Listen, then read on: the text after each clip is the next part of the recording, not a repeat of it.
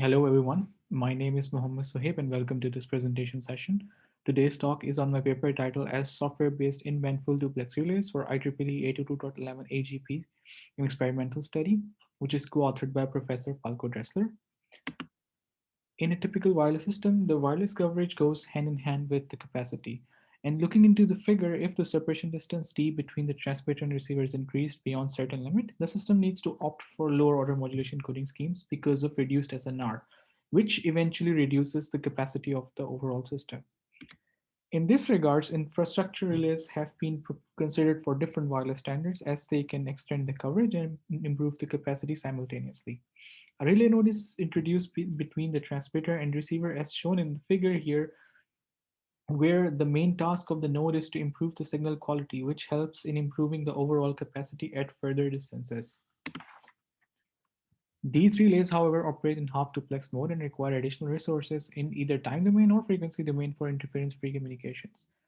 Typical time division duplex type such relays have time-separated reception and forwarding. Consider the multi-hop wireless network shown here. The relay node R1 has to wait for the time slot T1 before forwarding. Similarly, relay node R2 has to wait T1 plus T2 time slots before forwarding. These accumulated waitings for time slot results in increased end-to-end latency in the network, which is certainly not desired in time-critical applications. In contrast, in-band full duplex relays have the potential to simultaneously receive and forward the information. This capability significantly reduces the end-to-end delay, especially in multi-hop networks, and improves channel access. Consider the figure here where each nodes receive and forward the information simultaneously, and in this way, all the nodes receive the information in the same time slot T1 plus some overhead due to additional processing at each relay node. Nevertheless, due to simultaneous reception and forwarding, we have loop-back self-interference. This LSI is nothing but interference for the signal of interest, and it is required to be suppressed with the receiver noise floor for optimal performance. The motivation for this work is actually threefold. In the literature, there are plenty of theoretical and simulation-based work on full duplex relaying. However, experimental studies are very limited, especially standard combined evaluations such as for IEEE 802.11 AGP is the first and main motivation for this work. Secondly, the idea is to have software implementation based on open source framework that is GNU Radio in this case, which is widely used and openly available. Additionally, it is easy to study, modify, and further build upon, and it is also supports real-time operation. And finally, the simultaneous reception and forwarding capability of full duplex relays, which primarily reduces end-to-end delay in a network while offering improved coverage and capacity at the same time, is among the major motivation for this work. For the relay node implementation in the GNU Radio framework, we use the IEEE 802.11 AGP open source stack developed by Bastian Global. The key parameters of this implementation are listed here in the table, where we have four different modulation schemes, three different code rates, two different sampling frequencies for P and AG standards, a range of data rates different for both P and AG standards, and then the FFT size of 64 points, and a preamble plus header size of 5 OFDM symbols. We use this stack to implement decode and forward relaying schemes in the GNU Radio framework. Additionally, we have implemented a core module for loop-back self-interference suppression to realize simultaneous reception and forwarding within GNU Radio framework. The block diagram of the full duplex relay node is shown here, where we have an LSI cancellation module and following that the relaying block. The LSI cancellation module has several sub-blocks, starting from the pre-processing block that performs the tasks that do not require real-time processing, such as the pseudo-inverse matrix computation of the known samples. Following that, we have the LSI channel estimation block, which first performs correlation to detect the long training sequence symbol in the preamble and sampling frequency offset correction. And later, it obtains the estimated coefficients of the LSI channel. At this point, we would like to highlight that the importance of sampling offset correction subblock using this figure, which essentially demonstrates the amount of LSI cancellation for different offset values in 4 runs. We measured a cancellation variance as high as 20 dB in the event when cancellation offset is not properly taken care of. Following the channel estimation block, we have LSI sample reconstruction block, which uses the forwarded samples and the estimated channel to regenerate approximate LSI samples. And finally, we have the signal synchronizer block that synchronizes the received loop self-interference and the approximated loop self-interference for effective cancellation. The resultant signal after subtraction is then fed to the relaying block for relay operations. The picture here is a snapshot of our experimental setup. Our relaying node operates here in real time, performing simultaneous reception and forwarding.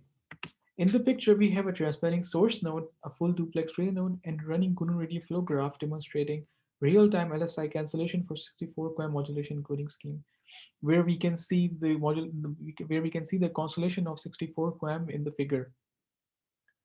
This additional figures give a clear view of the real-time cancellation performance of our overall system, where the signal in red is the combined signal that first has received noise level, then a portion of a received signal of interest, and then the received signal of interest plus the residual loop self-interference. The signal in blue is only the regenerated loopback self-interference, and the signal is green is obtained after subtracting the two signals. And here we can see that after the subtraction, the loop self-interference is almost removed, and we are only left with signal of interest plus small amount of residual loopback self-interference. For the evaluation of our full duplex relay node, we first looked into the real-time loop self-interference cancellation performance. The first plot here indicates the received loop self-interference signal strength for increasing transmit power of the relay node, that is the signal in blue. The relation between the received loop self-interference and the transmit power is linear, which is intuitive. Then we have the signal in red, which is a consistent noise floor of the software-defined radio around minus 94 dBm. Finally, we have the signal in green, which illustrates the amount of residual loop self-interference after cancellation in both RF and digital domains. If we look into the second figure, which is basically a zoomed-in version of the first one, we can see a nonlinear increment in the residual loopback self-interference. This nonlinear behavior is essentially because of the nonlinearities added by the amplifier in the transmit chain at higher transmit powers. These nonlinear components of the amplifier are quite small at low transmit power, consider minus 16 dBm and minus 12 dBm, where the LSI is suppressed almost close to the noise floor, whereas at higher transmit power, they became obvious and grow non-linearly. It is important to mention here that the implemented loop self-interference cancellation algorithm here only performs linear operation, and this is the main reason why we see nonlinear factor rather clearly in the plots. This residual loop self-interference basically increases the noise floor for the signal of interest. We therefore expect degraded performance at higher transmit power of the relay node. The second performance plot presents the packet delivery ratio performance with different modulation encoding schemes defined in the IEEE 802.11a GP standard. The plot demonstrates the required transmit power from the source node to maintain 100% packet delivery ratio at the relay node in the case of non-line of sight scenario. Moving from the half duplex region to the full duplex region, we see an increment in the required transmit power from the source node. This is essentially because of the residual loop self-interference that we observed in the previous results at higher transmit power of the relay node. From half duplex region to minus 8 dBm full duplex region, we see an additional 1 dB power requirement from source node to maintain 100% packet delivery ratio. Except for 64 QAM modulation encoding scheme, which requires more than 1 dB power to maintain 100% packet delivery ratio, essentially because they are more sensitive to interferences. From minus 8 dBm onwards, power requirement from source node to maintain 100% packet delivery ratio increases non-linearly. This is the same nonlinear behavior that we have already seen previously. These results clearly indicate the crucial requirement of loop-back self-interference to the receiver's noise floor for optimal performance. In the ideal case of loop self-interference suppression to the receiver noise floor, the required source transmit power to maintain 100% packet delivery ratio is both half duplex and full duplex mode stays the same. That is, it would stay flat regardless of relay node transmit power. This final performance result we are presenting here indicates the minimum physical latency achievable for 250 byte payload in half duplex mode and in full duplex mode with different relay node transmit power levels. For all cases, we can see a drop in physical layer latency with increasing transmit power of the source node. This is essentially because at higher transmit powers, the wireless system can select higher order modulation encoding scheme, which has the capacity to carry same amount of information, that is the 250 byte payload, on less samples. Nevertheless, if we look into the half duplex performance, it requires twice the amount of time to carry the same payload as compared to full duplex case. This is because the half-duplex relay requires at least two time slots for successful transmission of the message. Full duplex relay, on the other hand, can simultaneously receive and forward the message, and that's why they offer lower latencies even though they have residual loopback self-interference. From minus 4 dBm to 12 dBm relay node transmit power plots, the residual loopback self-interference increases nonlinearly.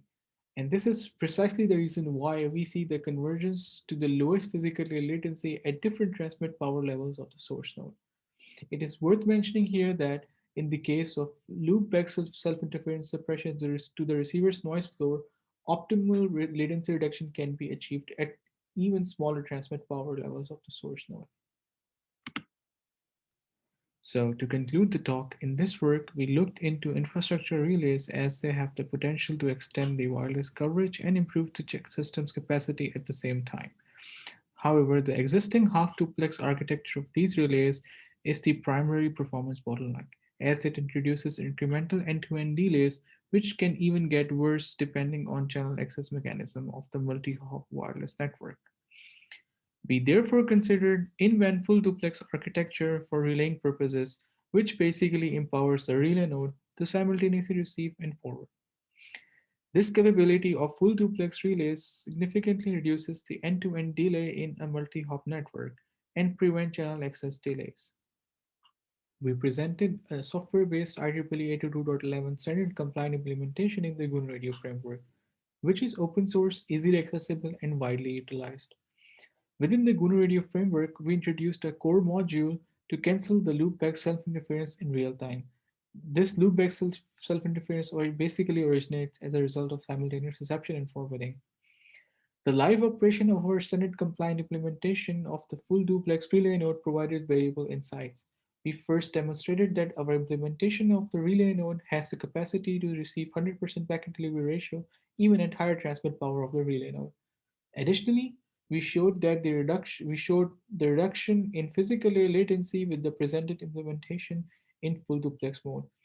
Our results also demonstrated the critical dependence of the full duplex relay node on loopback self-interference suppression close to the noise floor, and that it can certainly benefit from more sophisticated RF isolation and digital domain cancellation approaches to achieve optimal performance.